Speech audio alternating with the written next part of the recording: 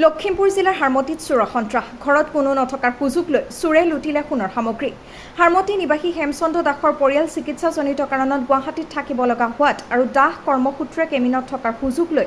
যোৱা নিশা চোৰে তহিলং কৰিলে হেমচন্দ্ৰ দাসৰ ঘৰ নিজৰ সোণৰ গহনাৰ লগতে পুত্ৰৰ বিয়াৰ বাবে ক্ৰয় কৰি ৰখা মুঠ প্ৰায় 10ৰ পৰা 12 তোলাৰ সোণৰ আ অলংকাৰ লৈ চোৰ উঠা হয় এই সম্পৰ্কে হাৰমতি আৰক্ষীক লিখিতভাৱে অৱগত কৰিছে চাওক আমাৰ এই বিশেষ প্ৰতিবেদনত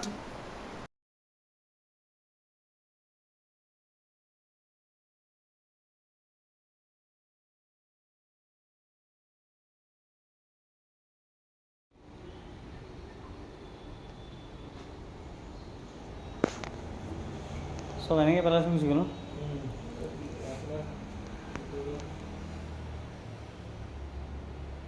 সব খুলি মেলি চাইছে মেইনলি এইটো ৰুমতে যি হ'ল ইয়াতে হ'ল বাকীবোৰতো একো নাই হ'ল মোৰ ৰুমত ভণ্টিৰ ৰুমত মেইনলি মাৰ ৰুম দুটাই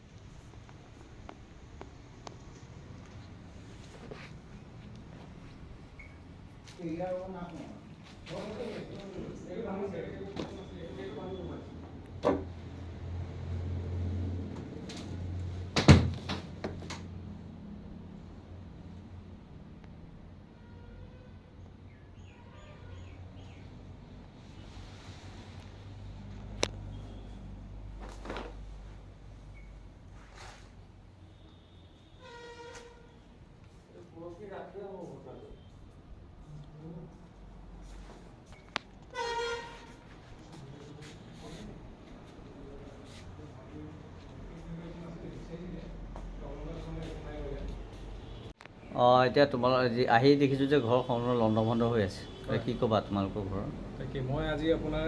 পালোহি 10মান বজাত এতিয়া আহি পাই দেখিলোঁ যে তলাটো পৰি আছে তলত হয় তাৰপিছত চালোঁ এতিয়া লকটো ভঙা তো দৰ্জাখন খুলি সোমালোঁ মানে এনেকৈ হেৰি লক এইটো লগাই থোৱা আছিলে তাৰপিছত আহি দেখোঁ যে গোটেই আপোনাৰ এইবোৰ চব মানে একদম মানে হেৰি কৰি থোৱা আছে তাৰপিছত মই ভাবিলোঁ কি মাৰ বস্তুবোৰ চাগে অলংকাৰবোৰ ইয়াত নাই হয় যিহেতু ভণ্টিৰ গাটো বেয়া গুৱাহাটীত আছে গ'ল্ড চাৰ্জাৰী মই ভাবিছিলোঁ কি মায়ে লৈ গ'ল সেই ক'ৰবাত তাৰপিছত চালোঁ মানে গোটেই ৰুমকেইটাত আপোনাৰ এনেকৈ লণ্ডভণ্ড কৰি থৈছে তাৰপিছত আহি দেখোঁ যে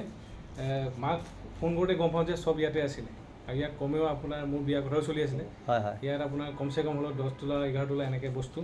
আপোনাৰ সোণৰ হেৰি আছিলে সেইখিনি এতিয়া গ'ল আৰু মানে এতিয়া সোণৰ সম্পূৰ্ণ সোণৰ বস্তু সামগ্ৰী গোটেইখিনি লৈ গ'ল অঁ সোণৰ নিলে আৰু কেছ পইচা বেলেগ একো নাছিলে 600 টকা এটা আগবঢ়াই থোৱা আছিলে আপোনাৰ কিবা বাহুটো থানিলে সেই 600 টকাটো আৰু বাকী আপোনাৰ সোণৰ গহনাখিনি সম্পূৰ্ণ লৈ গ'ল মানে বিয়াৰ কাৰণে ৰাখি থোৱা সোণৰখিনি নিলে বিয়াখিনি আৰু আগতে আগৰ মাৰ মুঠতে 11-12 তোলা অঁ তেনেকুৱাই